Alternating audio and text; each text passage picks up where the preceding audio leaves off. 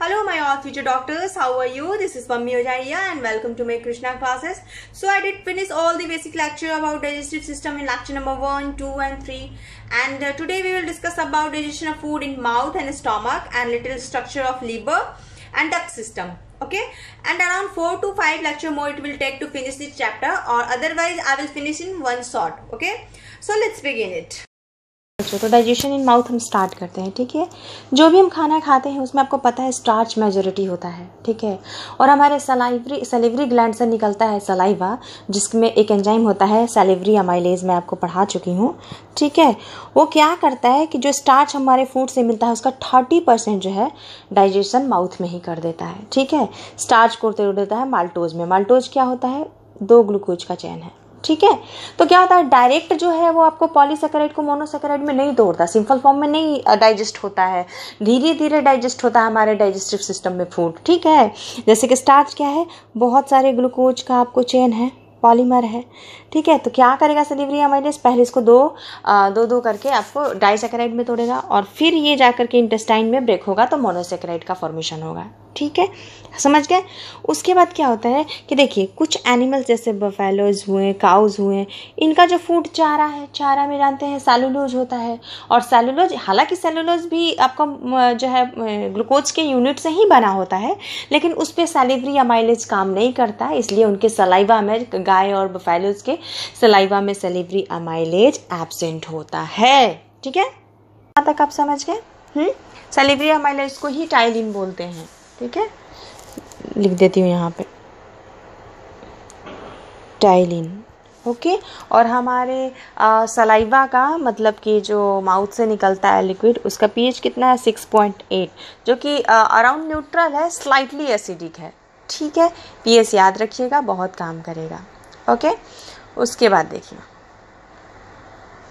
उसके बाद ये देखिए, ये है हमारा स्टमक। स्टमक में गैस्ट्रिक ग्लैंड होता है और गैस्ट्रिक ग्लैंड से क्या निकलता है? गैस्ट्रिक जूस निकलता है। अब देखिए ये जो स्टमक है, एक मिनट रुकिए, चलिए, ये जो स्टमक है यहाँ पे कहीं कहीं पे इस तरह के पिट्स बने होते हैं, ये दिख रहा है ना, ये पिट्स इस तरह के पिट्स बने होते हैं। ठीक है, इनको हम गैस्ट्रिक पिट्स कहते हैं। देख रहे हैं, ये वॉल कंटिन्यू नहीं है, बीच में डिसकंटिन्यू है, यहाँ पे देखिए पिट्स दिख रहा है। ठीक है, उसके बाद इस पिट्स से नीचे गड्ढे के तरफ कुछ इस तरह की स्ट्रक्चर्स निकली होती है। ठीक है, जिसको कि हम गैस्ट्रिक ग्लैंड कहते हैं। ठीक है, ये है आपका गैस्ट्रिक ग्लैंड। कौन सा है? ये जो इस तरीके का स्ट्रक्चर निकला है ना, यही है आपका गैस्ट्रिक ग्लैंड। इस पर देखिए बहुत सारा सेल लगा हुआ है। इस पे जो ऊपर का नेक, मतलब गर्दन के तरह जो लग रहा है ना, ये ऊपर है, समझिए ये हेड है और ये आपको लेग है, तो ये बीच में ये आपको नेक दिख रहा है ना, इसलिए इसको म्यूकस नेक सेल कहते हैं। ठीक है, इसको क्या बोल देंगे हम लोग? म्यूकस नेक सेल। ठीक है, म्यूकस नेक सेल क्या करता है? आपको म्यूकस का सेक्रीशन करता है। ओके, म्यूकस मतलब गैस्ट्रिक ग्लैंड पे, इस गैस्ट्रिक ग्लैंड पर डिफरेंट टाइप्स के सेल्स होते हैं जो डिफरेंट टाइप्स के सेक्रीशन देते हैं। आप म्यूकस नेक सेल्स एक देख लिए। दूसरा सेल्स होता है आपको जिसको कि हम बोलते हैं चीप सेल। चीप का मतलब आपको समझ में आ रहा है, मेन सेल्स। ठीक है, ये सबसे ज़्यादा एंजाइम्स निकालता है। ठीक है, ये सबसे ज़्यादा एंजाइम्स निकालता है। कौन कौन सा? गैस्ट्रिक लाइपेज एंजाइम, रेनिन और गैस्ट्रिक लाइपेज, सॉरी एक मिनट, 2 बार मैंने लिख दिया है, एक मिनट। एक गैस्ट्रिक लाइपेज, रेनिन और पेप्सिनोजेन निकालता है। ठीक है, यहाँ पे निकालता है पेप्सिनोजेन। ठीक है, ये मेन एंजाइम्स है जो कि आपको कौन? चीप सेल्स निकालता है। ये ग्रीन वाला दिख रहा है ना, ये है आपको। ओके, उसके बाद देखिए ये जो आपका सेल्स हुआ, ये वाला इसको हम बोलते हैं ऑक्जेंटिक या पेराइटल सेल्स। ठीक है, ये क्या सेक्रेट करता है? ये HCl निकालता है, हाइड्रोक्लोरिक एसिड। हमारे स्टमक में जो एसिडिक पीएच होता है वो इसी के कारण होता है। कितना होता है? स्टमक का पीएच होता है 1.8। ठीक है, जो कि एसिडिक होता है। वो क्यों होता है? इसी हाइड्रोक्लोरिक एसिड के कारण, जो कि ऑक्जेंटिक या पेराइटल सेल्स से निकलती है। ठीक है, दूसरा इसका सेक्रेशन है इंट्रिंसिक फैक्टर। ये क्या होता है? ये हमारे बॉडी में अपने आप बनता है। जैसे विटामिन B12 आया ना, तो इसको ऑब्जॉर्व करने के लिए खुद पे खूब इंट्रिंसिक फैक्टर जो है सेक्रेट होने लगता है। किससे? ऑक्जेंटिक सेल से। ठीक है, यहाँ तक समझ गए। उसके बाद तो चलिए हम देखते हैं कि स्टमक से हमारी कौन कौन सी एंजाइम्स निकलती है। तो हमने पढ़ा कि स्टमक से आपको चीप सेल से या पेप्टिक सेल से क्या क्या निकलता है, आपको pepsinogen, rennin and gastric lipase. तो एक एक करके हम देखते हैं। ठीक है, देखिए सबसे पहले पेप्सिनोजेन, ये कहाँ से निकलेगा, आपको चीप सेल से निकलेगा। ये शुरू में इनएक्टिव फॉर्म में होता है। ठीक है, इनएक्टिव फॉर्म में क्यों होता है मैं बताती हूँ। यदि कोई सेल है, ठीक है, मान लीजिए कि कोई सेल है, ठीक है, यदि ये एक्टिव फॉर्म में यानी कि पेप्सिन के फॉर्म में रहेगा, ठीक है, मान लेते हैं, तो ये तो सारे के सारे सेल तो बने होते हैं ना प्रोटीन से। आपको तो पता है कि सेल मेम्ब्रेन में प्रोटीन वगैरह होता है। तो यदि ये शुरू में एक्टिव फॉर्म में रहेगा, यदि ये पेप्सिनोजेन में नहीं पेप्सिन में रहेगा जो कि इसका एक्टिव फॉर्म है, तो ये क्या करेगा, सेल को ही डाइजेस्ट करने लगेगा ना, सेल के वॉल को डाइजेस्ट करने लगेगा। इसलिए क्या होता है कि ये हमारे बॉडी में, हमारे स्टमक में, जो कि आपको जिसको चीप सेल्स कहते हैं, पेप्टिक सेल्स कहते हैं, उसमें ये इनएक्टिव फॉर्म में होता है पेप्सिनोजेन में। ठीक है, इस पे जैसे ही HCl एक्ट करता है तो ये पेप्सिन में चेंज हो जाता है। किसमें, पेप्सिन में चेंज हो जाएगा, जो कि एक प्रोटियोलाइटिक एंजाइम है। प्रोटियोलाइटिक एंजाइम का मतलब क्या, जो प्रोटीन को डाइजेस्ट करे। ठीक है, प्रोटीन का डाइजेस्ट कौन करेगा, आपको पेप्सिन। ठीक है, उसके बाद देखिए आपको एक बहुत बड़ी बात बताते हैं, जिस भी लास्ट में EAAC लगा हो तो समझिए वो एंजाइम है और वो तोड़ने का काम करता है। जैसे न्यूक्लियेज मतलब न्यूक्लिक एसिड तोड़ने का काम करता है, प्रोटीएज मतलब समझिए कि आपको प्रोटीन का तोड़ने का काम करता है, एमाइलेज मतलब समझिए स्टार्च को तोड़ने का काम करता है। ठीक है, यहाँ तक समझ गए। अब दूसरा आपको सेक्रीशन है आपको पेप्टिक सेल्स का, वो है आपको रेनिन। ठीक है, रेनिन, RENN, याद रखिएगा, NNIN। ठीक है, ये छोटे बच्चों में होता है। ठीक है, छोटे बच्चे जब दूध पीते हैं ना, तो आपको तो ये तो पता है कि छोटे बच्चे दूध पीते हैं तो कभी कभी देखिएगा इधर उधर उनका पोजीशन होता है तो वो माउथ से निकाल देते हैं, तो थोड़ा दही जैसा फटा सा आता है। ठीक है, वो क्या होता है मैं अभी समझाती हूँ। छोटे बच्चे का मिल्क में आपको पता है शुगर भी होता है और प्रोटीन भी होता है। करेक्ट, शुगर कौन सा होता है मिल्क में, शुगर लैक्टोज होता है। प्रोटीन कौन सा होता है, केसीन होता है। समझ गए बच्चों। अब जो केसीन जो प्रोटीन होता है, इसका डाइजेशन आपको सबसे पहले पाराकेसिन में होता है। छोटे बच्चों में ये स्टमक में ही स्टार्ट हो जाता है, रेनिन के प्रेजेंस में। यहाँ पे रेनिन एक्ट करेगा और केसीन जो है वो क्या बन जाएगा, आपको पाराकेसिन में चेंज हो जाएगा। आपको जो केसीन है वो आपको पाराकेसिन में बदल जाएगा। ठीक है, उसके बाद क्या होगा कि पाराकेसिन पे आपको ये पेप्सिन काम करेगा। क्या काम करेगा, यहाँ पे आपको पेप्सिन एक्ट करेगा और पेप्टोन्स में बदल देगा। ठीक है, पाराकेसिन को। यहाँ तक आप समझ गए। ये छोटे बच्चों के स्टमक में ही होता है, बट हम एडल्ट में क्या होता है कि ये पैंक्रियाटिक जूस से डाइजेस्ट होगा। हम एडल्ट में क्या होगा, पैंक्रियाटिक जूस निकलेगा इस केसीन प्रोटीन को डाइजेस्ट करने के लिए। ओके, उसके बाद देखिए क्या होता है। ये आप लोग सोचिएगा पेप्टोन्स क्या मैम पढ़ा रही हैं, तो ये जो प्रोटीन है ना, आपको पता है बहुत सारे एमिनो एसिड से मिल करके बना होता है, बहुत सारे एमिनो एसिड से। जैसे यहाँ पे एमिनो एसिड का चेन है ये, ठीक है, ये बहुत सारा एमिनो एसिड से मिलके बना है। तो ये पेप्टोन्स क्या होता है कि मान लीजिए 10 एमिनो एसिड का आपको बना हुआ है प्रोटीन, उसको तोड़ देगा 2-2, 3-3 अमीनो एसिड के चेन में। ठीक है, ऐसा बहुत सारा चेन आ जाएगा आपको इस तरह से, 2-2 अमीनो एसिड, 3-3 अमीनो, मतलब 4-4 अमीनो एसिड, जैसे मतलब चेन को तोड़ के छोटा कर देता है। जो लंबा अमीनो एसिड का चेन होगा उसको तोड़ के छोटा कर देगा, इसको हम पेप्टोन्स कहते हैं। समझ गए। उसके बाद देखिए थर्ड है आपको गैस्ट्रिक लाइपेज। ये क्या होता है, लाइपेज से ही समझ में आ रहा है कि लिपिड को तोड़ने वाला एंजाइम होगा। ये भी कहाँ से निकलता है, आपको पेप्टिक सेल्स से निकलता है। 1 मिनट रुकिए। जो हमारा लिपिड होता है ना, ये क्या होता है, तो जो लिपिड होता है बच्चों, ये 1 ग्लिसरॉल और 3 फैटी एसिड यानी ट्राइग्लिसराइड होता है। ट्राई मतलब 3, ग्लिसराइड मतलब देखिए 3 फैटी एसिड जुड़ा हुआ है। तो ये हो गया आपको टोटल मिला करके 1 लिपिड हो गया। ठीक है, इस पे लाइपेज एक्ट करेगा, मतलब एंजाइम जो है इसको क्या कन्वर्ट कर देगा, किस चीज़ में, डाइग्लिसराइड में। डाइग्लिसराइड का मतलब क्या, जिसमें 2 फैटी एसिड हो। ठीक है, 1 ग्लिसरॉल जो है कनेक्ट होगा 2 फैटी एसिड के साथ और 1 फैटी एसिड ब्रेक होकर के अलग हो जाएगा। ठीक है। हम आपको पहले भी बताए थे कि जो बॉन्ड होती है वो ब्रेक होने लगती है केमिकल डाइजेशन में। तो ये 3 बॉन्ड था, यहाँ पे 3 बॉन्ड तो जो था एक ब्रेक हो गया, अलग हो गया, फिर अब क्या होगा, एक फिर ब्रेक होगा इसमें से, तो सिंगल बचेगा। इस तरीके से एक ग्लिसरॉल और 3 फैटी एसिड फाइनल ऐसे ब्रेक होता है।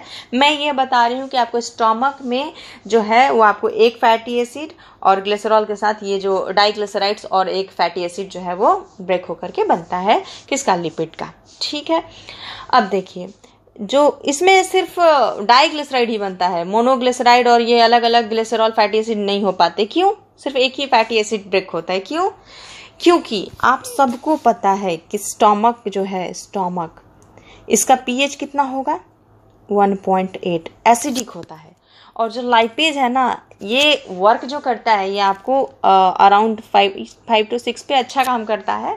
ठीक है। ये ज़्यादा एसिडिक पीएच पे बहुत अच्छा काम नहीं कर पाता। ठीक है। तो क्या होता है कि जब हमारा फूड जो है स्टमक में आता है तो क्या होता है, फूड हमारे माउथ से फूड आता है, माउथ में अराउंड न्यूट्रल होता है 6.8। तो 6.8 से जब ये पीएच यहाँ पर 1.8 है, मतलब एसिडिक पीएच है, तो सोच रहे हैं आप सीधे आपको न्यूट्रल से इतना ज़्यादा एसिडिक की तरफ डायरेक्ट एसिडिक नहीं बन जाता हमारा फूड, स्लो मतलब धीरे धीरे वो जैसे आपको 6.8 से 6.5, 6.4, 6.3 ऐसे घटते घटते मतलब आ जाता है 1.8 तक पीएच। ठीक है, फूड का स्टमक में। ओके। अब देखिए बताते हैं, जब पीएच घट करके आपको 5 to 6 के बीच में होता है तभी लाइपेज अपना काम अच्छा कर पाता है, और उस दौरान क्या करता है, ये लिपिड को ब्रेक करता है, जिसके कारण बहुत ही कम टाइम के लिए जो है ये एक्टिव होता है लाइपेज और लिपिड को तोड़ पाता है सिर्फ डाइग्लिसराइड और फैटी एसिड में। यहाँ तक आप समझ गए, कोई प्रॉब्लम नहीं है बच्चों। अब अगला है 4th, आपको ये निकलता है ऑक्जेंटिक सेल से। ऑक्जेंटिक सेल को आप कैसे याद करिएगा, ऑक्जेंटिक सेल को आप कैसे भी याद करिए, ऑक्स से याद कर लीजिए। ठीक है। तो ऑक्जेंटिक सेल से निकलता है HCl, बहुत ही खतरनाक हाइड्रोक्लोरिक एसिड है। ठीक है। ये क्या होता है, HCl निकलता है और ये क्या करता है, जो भी हम माउथ से खाना खाते हैं तो एक तो आपको पता है कि हमारे सलाइवा में जो होता है, आपको पहले वो माइक्रोब्स जो लाइसोज, आपको पता है ना कि हमारे सलाइवा में लाइसोजाइम होता है जो कि क्या करता है कि बहुत सारे आए हुए बाहर से माइक्रोब्स बैक्टीरिया को किल कर देता है। लेकिन हमारे सलाइवा से यानी मुंह से भी बच गए बैक्टीरिया या जो भी माइक्रोब्स है, यदि हमारे स्टमक में आते हैं तो वहाँ पे HCl के कारण वो किल हो जाते हैं, मर जाते हैं। HCl उनको किल कर देता है। इतना ज़्यादा एसिडिक है, सर्वाइव करना कितना मुश्किल है। ठीक है। तो ये माइक्रोब्स को किल करता है HCl। ठीक है। दूसरा फंक्शन क्या है HCl का, कि हमारा बॉडी जो है ना फेरिक आयन को एब्जॉर्ब नहीं कर सकता, Fe3+ को एब्जॉर्ब नहीं कर सकता हमारा बॉडी। तो HCl जो है इसको Fe2+ फेरस आयन में बदल देता है, जो हमारी बॉडी इजीली एब्जॉर्ब कर जाती है। ठीक है। उसके बाद निकलता है आपको ऑक्जेंटिक या पैराइटल सेल से इंट्रिंसिक फैक्टर। ये क्या होता है, ये आपको बताई मैंने कि विटामिन B12 को एब्जॉर्ब करता है। हमारे बॉडी में जो भी विटामिन B12 है उसका आता है तो उसका एब्जॉर्प्शन इंट्रिंसिक फैक्टर ही करता है। ये अपने आप बनता है और अपने आप आपको जब ज़रूरत पड़ेगा तो बनेगा। ठीक है।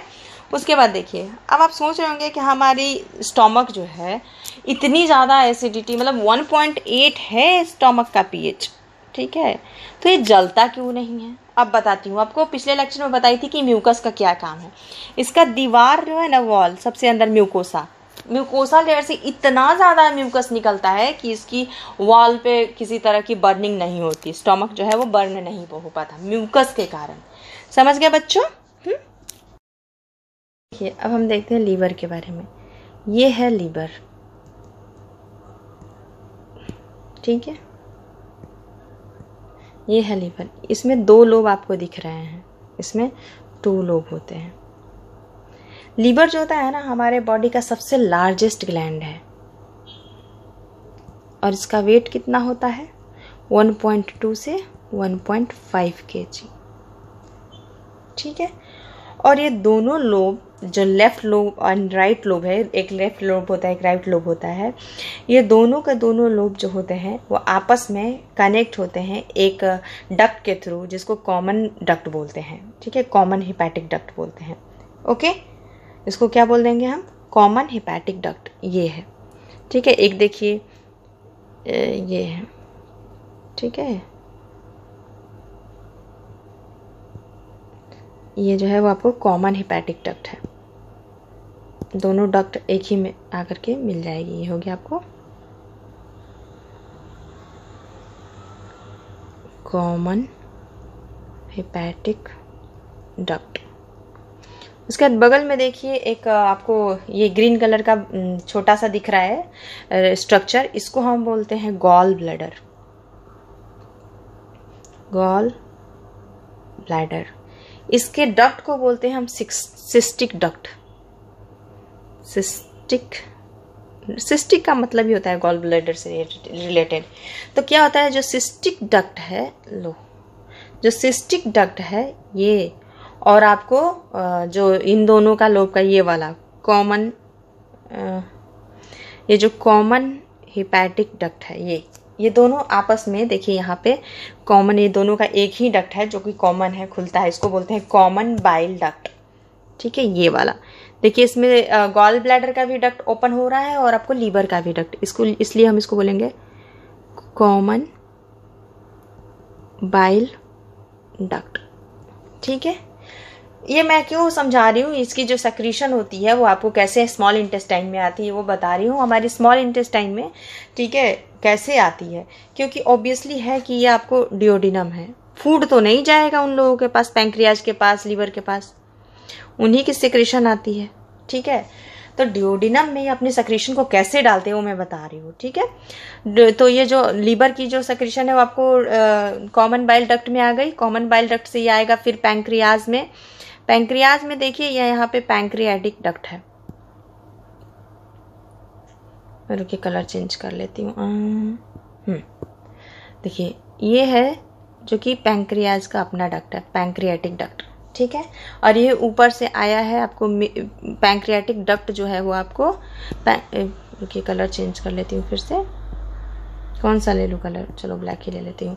ये ऊपर से आया आपको कॉमन बाइल डक्ट, ये फ्यूज हो जाता है आपको पैंक्रियाटिक डक्ट के साथ। ठीक है, दोनों आपस में मिल जाते हैं और तब इनका नाम पड़ता है हिपैटो पैंक्रियाटिक डक्ट। ठीक है, इधर से आया आपको कौन सा, बाइल डक्ट, और ये है पैंक्रियाटिक डक्ट, यहाँ पे मिल गया, इसको हम बोल देंगे हिपैटो का मतलब लीवर, पैंक्रियाटिक डक्ट का मतलब पैंक्रियाज का डक्ट।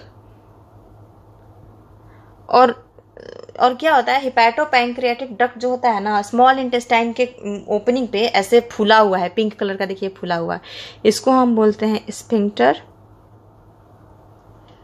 Of OD. एक मिनट, ठीक है,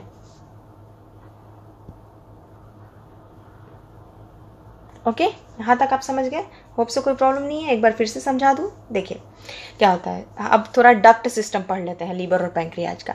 दो लोब हुआ लीवर का, ये आपको दिख रहा है, कौन कौन सा, एक हो जाएगा आपको राइट, एक हो जाएगा लेफ्ट लोब। ठीक है, हम लोग ये हो जाएगा, इधर वाला राइट लोब हो जाएगा,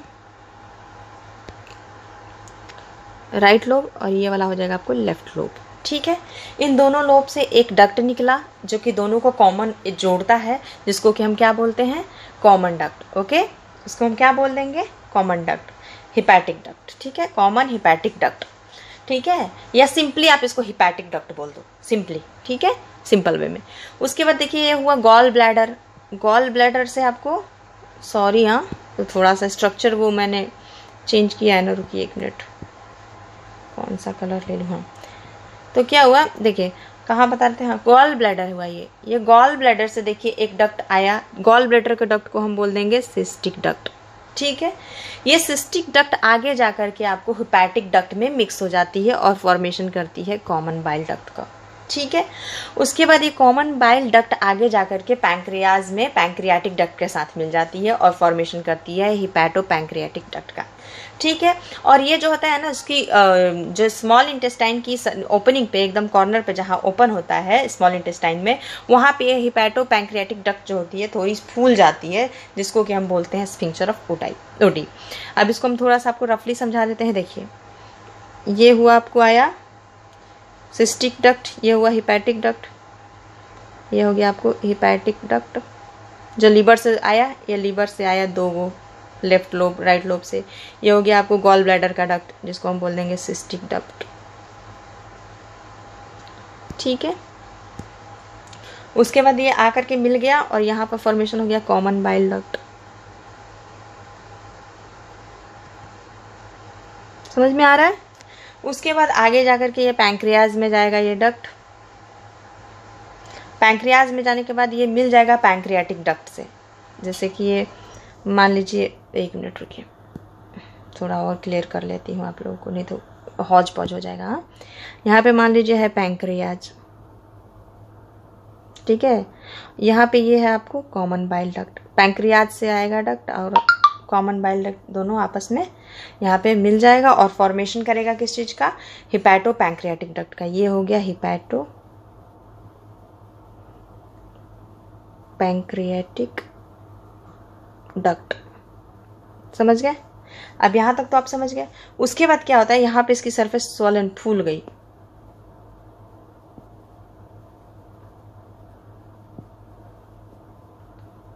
यहाँ पर फूल गई, ठीक है। एक्चुअली थोड़ी स्ट्रक्चर ऐसी नहीं होती, बट ऐसे ही मैंने बना दिया। अब पेन की जितनी कंफर्टेबिलिटी है, इसको हम बोल देंगे क्या? Sphincter of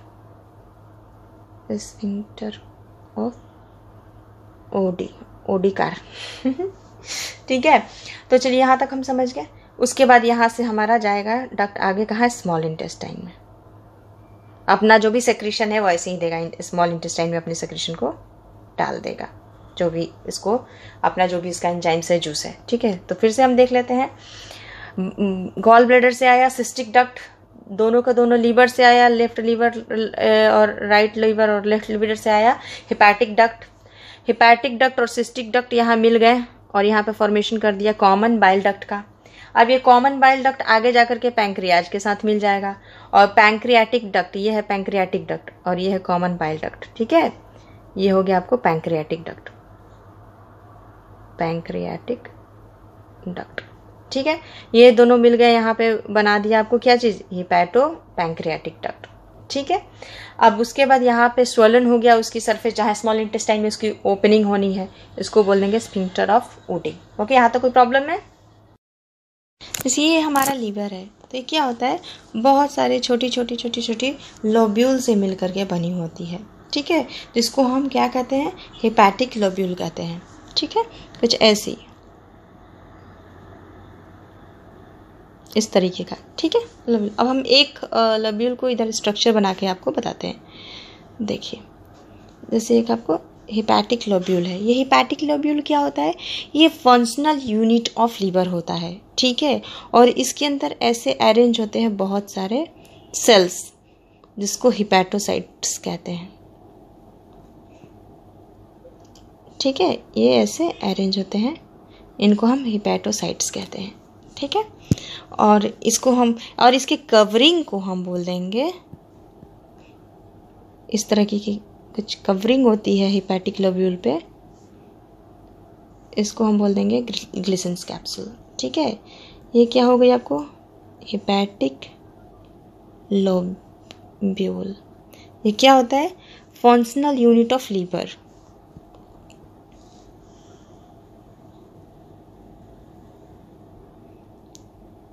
unit of liver, समझ गए। इसके अंदर ये बहुत सारा हिपैटोसाइट्स होते हैं। हिपैटो का मतलब लीवर, साइट्स का मतलब सेल्स, ठीक है। हिपैटोसाइट्स होते हैं, ओके। उसके बाद देखिए, जो कवरिंग हो गया, इसको हम बोल देंगे ग्लिसन्स कैप्सूल।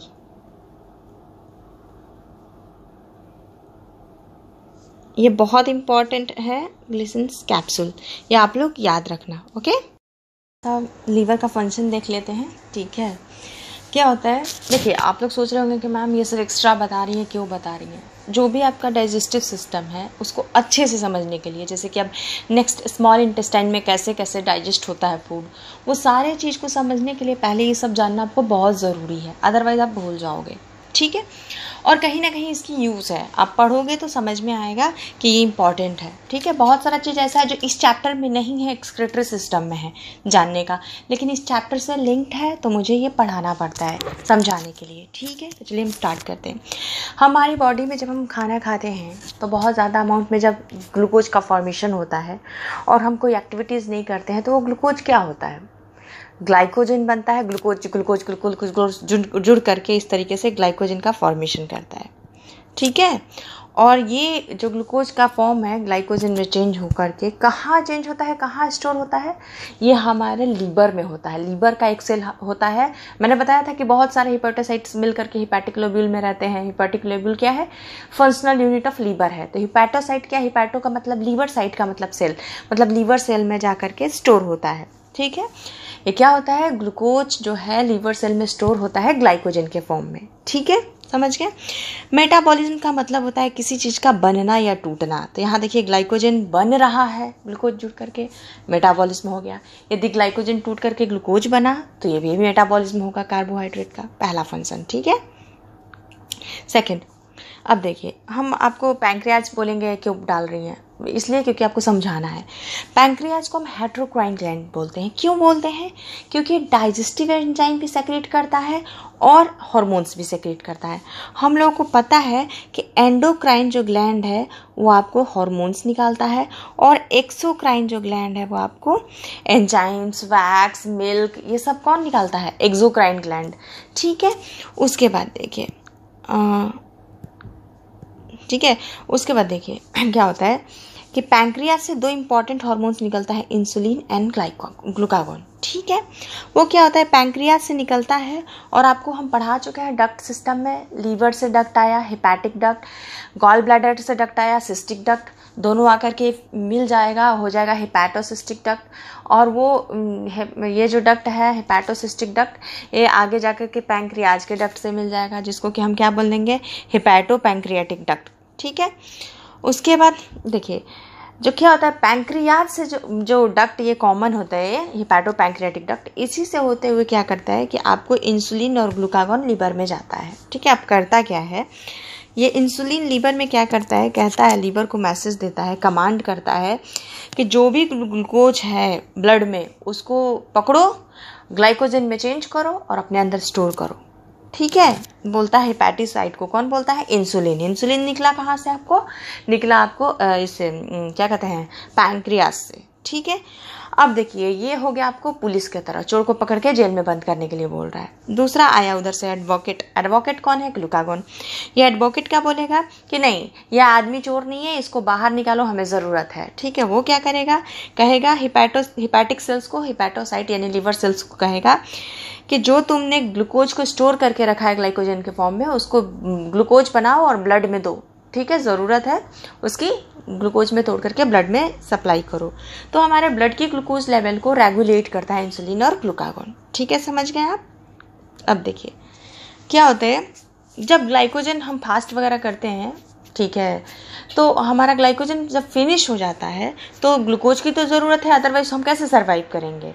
तो क्या करता है हमारा लीवर सेल्स यानी हिपैटोसाइट कि अपने अंदर जो अमीनो एसिड होता है उसका डीएमिनेशन करा देता है। डीएमिनेशन क्या होता है, जो अमीनो एसिड का NH2 ग्रुप है इसको अमोनिया में चेंज कर देता है। ठीक है, अमोनिया होता है टॉक्सिक और इसको एक्सक्रीट करने के लिए बहुत ज़्यादा वाटर की ज़रूरत होती है, हम तो उतना वाटर पीते नहीं हैं। तो अमोनिया जो है लिवर में एक यूरिया साइकिल चलता है, उसके मेथड से ये यूरिया में चेंज हो जाता है, कन्वर्ट हो जाता है, फिर एक्सक्रीटरी सिस्टम में यूरिन के साथ ये डिस्चार्ज हो जाता है। ठीक है, उसके बाद क्या होता है, ये जो इसका अमोनिया पार्ट तो अलग हो गया डीएमिनेशन में, जो रेस्ट ऑल पार्ट है वो आपको क्या करेगा, ग्लूकोज का फॉर्मेशन कर देगा। ठीक है, कब, जब हम लोग फास्ट में होते हैं तब। ठीक है, उसके बाद देखिए तो हमने देखा, आपको कार्बोहाइड्रेट मेटाबॉलिज्म देखा, डीएमिनेशन देखा। ठीक है, कार्बोहाइड्रेट मेटाबॉलिज्म देखा, ये सेकंड डी है एमिनेशन देखा। थर्ड आपको प्रोटीन मेटाबॉलिज्म देखा। प्रोटीन मेटाबॉलिज्म का मतलब अभी हमने समझाया प्रोटीन का टूटना या फिर बनना। ठीक है, तो यहाँ पे देखिए अमीनो एसिड से ग्लूकोज बना रहे हैं हम, तो आखिर तो ये अमीनो एसिड तो प्रोटीन का ही है ना कंपोनेंट। ठीक है, तो आखिर तो यहाँ पे हम अमीनो एसिड को ब्रेक करके ग्लूकोज बना रहे हैं, तो इस तरीके से प्रोटीन का मेटाबॉलिज्म भी हो गया। उसके बाद देखिए लिपिड मेटाबॉलिज्म। जब आपको एक बात मैं बताती हूँ, हमें पता है कि लीवर जो है थोड़ा बहुत अमाउंट में फैट को भी, मतलब फैट को ही लिपिड बोलते हैं, स्टोर करके अपने पास रखता है थोड़ा बहुत, ठीक है। फैट को ग्लिसराइड, ट्राइग्लिसराइड भी बोलते हैं, आपको लिपिड भी हो गया, ये सब फैट को ही बोलते हैं। तो थोड़ा सा अमाउंट में आपको ट्राइग्लिसराइड यानी कि फैट अपने पास स्टोर करता है। कहाँ रखता है? लिवर सेल्स में, आपको एडिपोसाइट्स में रखता है, ठीक है, लिवर में एडिपोसाइट्स में रखता है, ठीक है। और जब स्टार्वेशन की कंडीशन होती है, जब ग्लूकोज नहीं मिलता, जब हम फास्ट करते हैं, जब फूड नहीं मिलता, तब ये फैट से भी ग्लूकोज का फॉर्मेशन कर देता है, ठीक है, समझ गए। तो ग्लूकोज से ग्लाइकोजन का बनना ग्लाइकोजेनेसिस कहलाता है। ग्लूकोज से ग्लाइकोजन का बनना ग्लाइकोजेनेसिस करता है। ये कब होता है? कब होता है? वो जब बोलता है ना आपको इंसुलिन कि पकड़ो ग्लूकोज को ब्लड से, लीवर सेल्स को कहता है कि पकड़ के ले आओ ग्लूकोज को ब्लड से और जाकर के जेल में बंद करो, मतलब लीवर सेल्स में स्टोर करो ग्लाइकोजन के फॉर्म में, ठीक है। और ग्लाइकोजेनोलाइसिस, लाइसिस का मतलब तोड़ना, ठीक है। तो ग्लाइकोजेनोलाइसिस क्या हो जाएगा?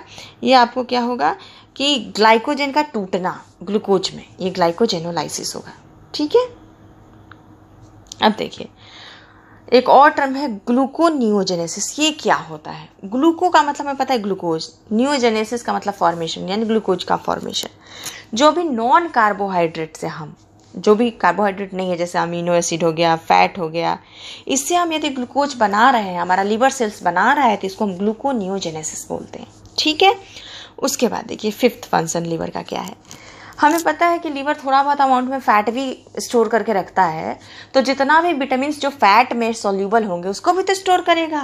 विटामिन 2 टाइप के होते हैं, वाटर सोल्यूबल और फैट सोल्यूबल। फैट सोल्यूबल कौन सा हो जाएंगे आपको?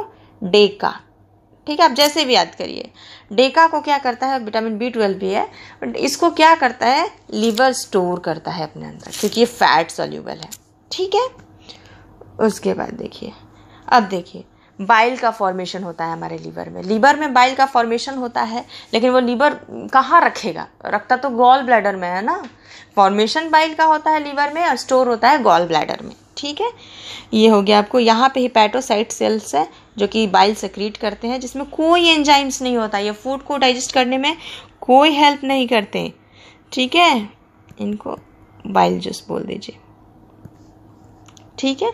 ये क्या होते हैं? ये ब्लड में नहीं जाते हैं, ये डक्ट के थ्रू, हिपैटिक डक्ट के थ्रू निकलते हैं। और ये आपको क्या करते हैं? ये ब्लड में नहीं जाएंगे, स्मॉल इंटेस्टाइन में जाते हैं फाइनली। ये डक्ट के थ्रू सरफेस पे, आपको पता है ना, जो चीज़ ब्लड में ना जाए डक्ट के थ्रू सरफेस पे जाता है, ठीक है, उसको हम बोलते हैं एक्सोक्राइनली, ठीक है। इंडोक्राइन में कोई डक्ट नहीं होगा, जो भी सेक्रीशंस है ग्लैंड का वो जाएगा ब्लड में। एक्सोक्राइन में क्या होगा? डक्ट के थ्रू, एक रास्ते के थ्रू सरफेस पे जाएगा, जैसे हमारे स्किन पे हो गया, जैसे स्किन पे स्वेट आता है वो आपको एक्सोक्राइन हो गया। ईयर में आपको वैक्स आता है, एक्सोक्राइन हो गया, ठीक है, ईयर के सरफेस पे वैक्स आ जाता है। मिल्क सेक्रीट होता है मैमरी ग्लैंड से, एक्सोक्राइन हो गया। तो मतलब कोई भी ऐसा चीज़ जो ब्लड में ना जाए वो आपको सारे के सारे क्या होंगे? एक्सोक्राइन हो जाएंगे, ठीक है। तो बाइल भी हमारा एक्सोक्राइन हो जाएगा क्योंकि हिपैटिक डक्ट से निकलता है, ठीक है। उसके बाद देखिए बाइल के कंपोनेंट्स क्या क्या हैं। वाटर है, ये तो आपको पता है, हर चीज़ में हमारा वाटर होना इंपॉर्टेंट है।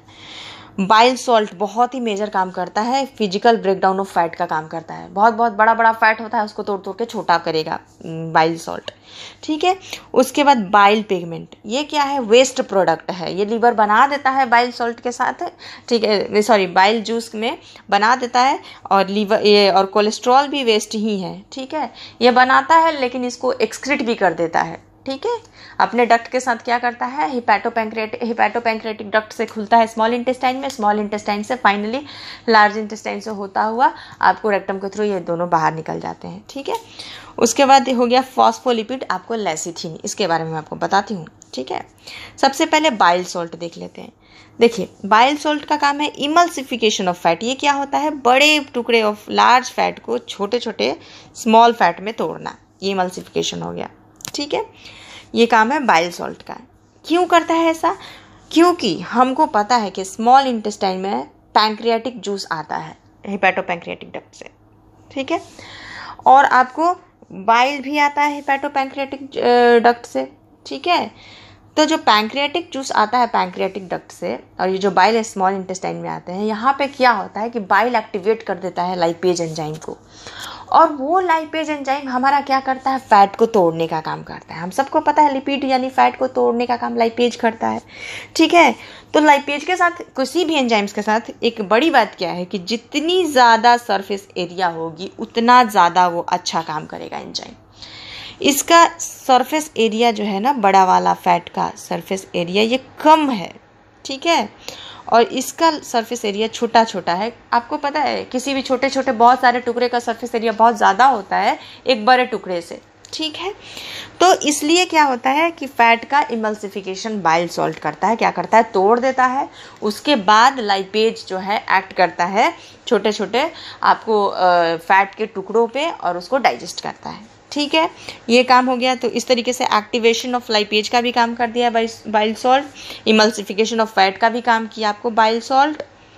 उसके बाद देखिए बाइल पिगमेंट और कोलेस्ट्रॉल ये वेस्ट प्रोडक्ट है, ये कुछ नहीं है, बस बनाता है लीवर, उसको क्या करता है डक्ट से, ये सारे जो pancreatic duct hepato pancreatic duct से होते हुए आपको निकाल देता है कहाँ, स्मॉल इंटेस्टाइन में, वहाँ से लार्ज इंटेस्टाइन से होता हुआ निकल जाता है एनस के थ्रू, ठीक है। उसके बाद देखिए लेसिथिन एक फॉस्फोलिपिड है।